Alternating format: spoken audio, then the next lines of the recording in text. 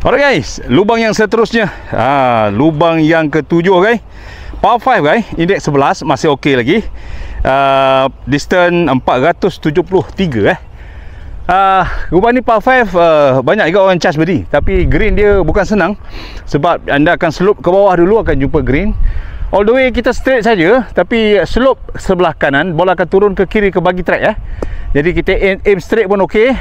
Sebelah depan ni ada sedikit pokok yang rimbun, mungkin sedikit memberi gangguan lah untuk tee off.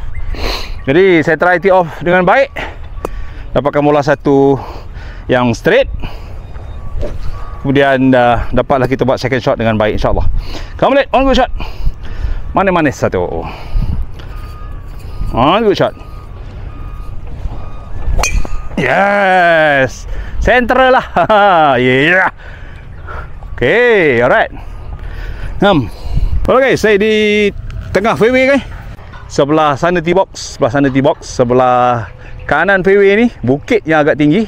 Ada pokok-pokok, kalau bola masuk ke kanan tak ada masalah, boleh boro Bola saya di tengah.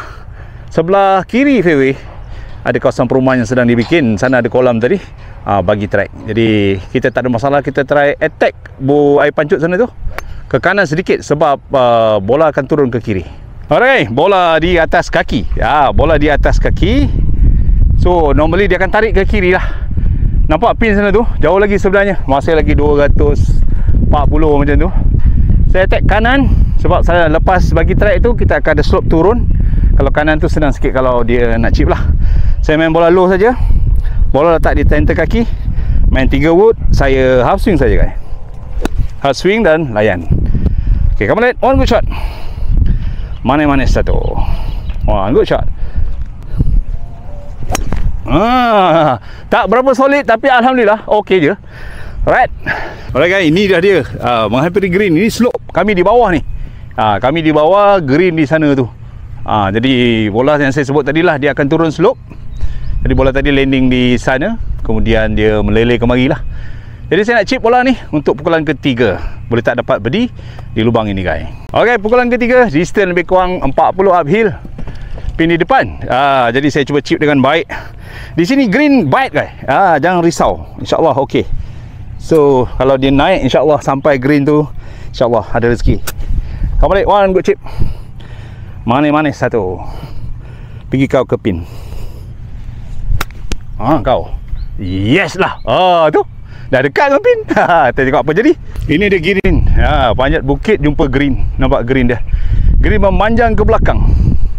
Memanjang ke belakang. Sebelah belakang ada bunker seperti tampuk manggis. Banyak.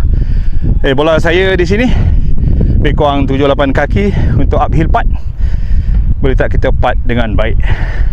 Sebelah kiri green kita ada paya guys. Sebelah kiri green ada paya. Ni pandangan daripada green ke fairway guys.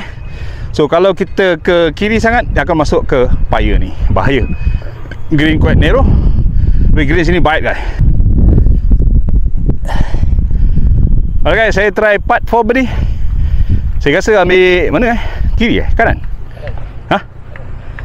Sini tak juga dia turun sini Bekon straight lah kot. Green masih baru lepas disirami disirami embun-embun petang.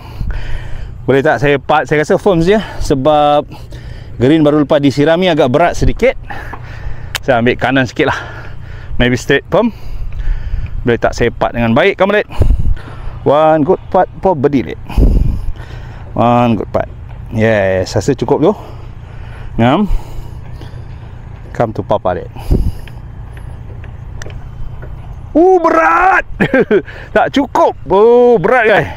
Okay, sebab ada air lah Okay, pas saja. Alright. Baru lepas siram. Manis-manis jengke datangkan